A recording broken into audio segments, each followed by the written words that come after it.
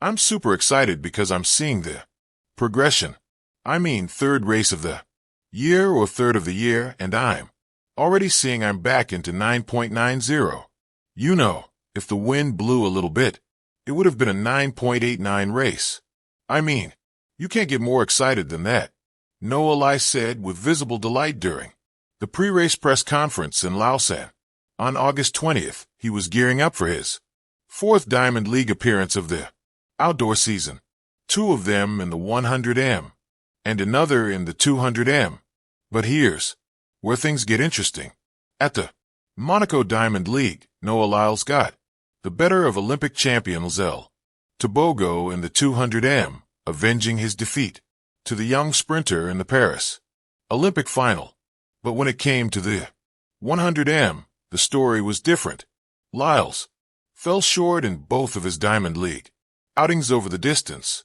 First to Seville at the London meet, then to Kishane Thompson at the Cilicia stop. The London loss marked Lyles' third setback against Seville in just 14 months, while Cilicia amplified Kishane's victory as sweet revenge for the Olympic defeat he had suffered at Noah's hands in Paris. And then in Lausanne, Lyles once again faced Seville in the 100m, determined to put on a blazing show and flip the script. But this time, too, things didn't unfold the way he had hoped. On August 20th, battling rain and a headwind oblique, Seville once again pulled away from the Olympic champion, clocking 9.87 seconds, and dealing Noah Lyles yet another setback. For the American, it marked a third straight defeat in global 100mm races this season, and the post-race discussion exposed more than just frustration over his sluggish start. Disappointed, Lyles admitted, "I just had a really bad reaction to the gun after that. There's not much I could do." Fans had already highlighted this weakness after the Cilicia meet, but Lausanne made it clear that several issues on his end remain unresolved. Yet beyond these technical flaws, there's an even more troubling narrative emerging, one that could become a serious obstacle for Lyles heading into the Tokyo World Championships. For the first time in his senior career, Noah Lyles has suffered 3 straight 100m defeats in a single season, all at the hands of his Jamaican rivals. 2 of those losses have come courtesy of Seville. But since stepping onto the senior circuit in 2017, Lyles had never faced such a streak of setbacks. True, at the London Diamond League, he clocked his fastest ever season opener, but even that came alongside a loss to Seville. At present, the Jamaican sprinter holds the upper hand over Noah in the 100m battle. Allow us to add another layer there. On August 20th, 2023, Lyles defeated Seville in the 100m final at the Budapest World Championships. But then exactly a year later, Seville flipped the script and avenged that defeat. A perfect full circle moment, perhaps. But what's certain is that the win gave Seville a major confidence boost. Reflecting on his performance, he said, "Running 9.87 in those conditions shows I can go much faster anywhere in the world. That's a good time." Now reports also confirm that Seville won't compete again before the Tokyo World Championships, which means if Noah wants to even the score, he'll have to wait until then. The real question now, will he be ready? Noah Lyles isn't giving up on his hope. Noah Lyles' sluggish reaction at the blocks is clearly costing him in the 100m, but his top-end speed is still world-class.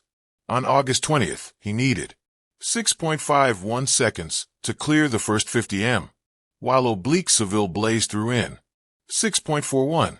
Yet over the last 50m, Lyles matched Seville stride for stride, both covering it in 3.46 seconds. The takeaway: if Noah can clean up his start, his form could shift from shaky to dominant in no time, and he knows it. Speaking after the race, the Olympic champion said, "The goal is to sharpen the details, especially my drive phase, and my start heading to Tokyo and the World Championships. Later that day, he echoed his mindset on social media with a post quoting Galatians 6 verse 9. Let us not grow weary in wallowing, for in due season we shall reap if we faint not. So now here comes the big question.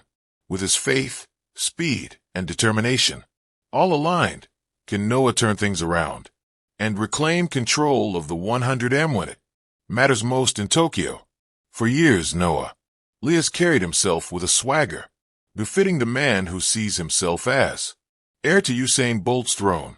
From world championship crowns to charismatic declarations, the American sprinter has cemented himself as one of track and field's brightest stars.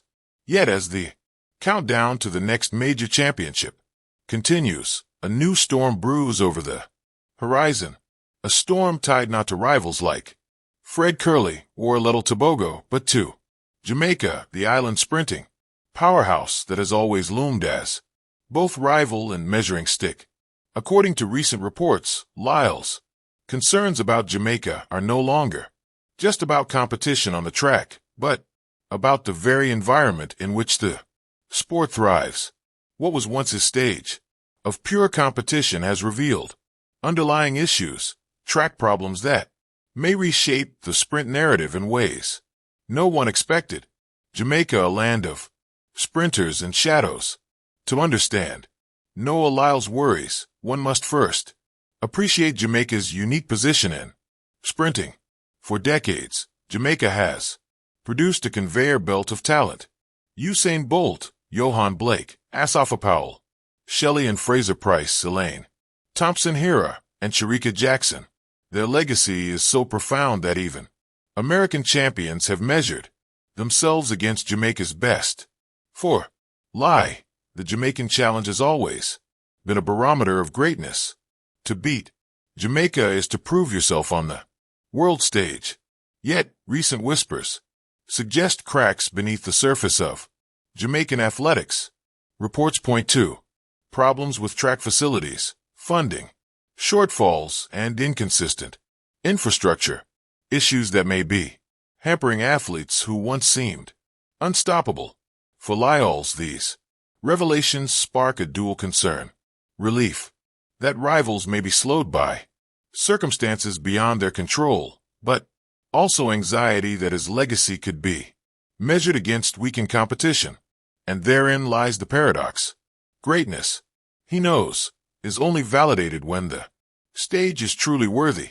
A sprinter's legacy, greatness needs rivals. Bolt had Tyson Gay.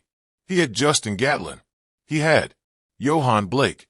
Every great sprinter is defined not just by their wins, but by the titans they conquered. For Lyles, the story is still unfolding. Yes, he has titles. Yes, he has speed, and yes, he has ambition. But without peak Jamaicans at their best, the narrative risks sounding incomplete. This explains why reports of track problems in Jamaica leave Lyles uneasy.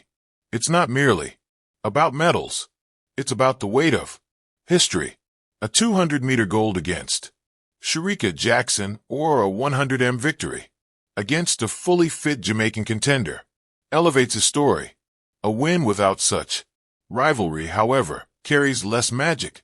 So, while some athletes might welcome news of weakened rivals, Lyles appears troubled. To him, a compromised Jamaican sprint system could rob him of the defining duels that build a champion's aura. What the reports reveal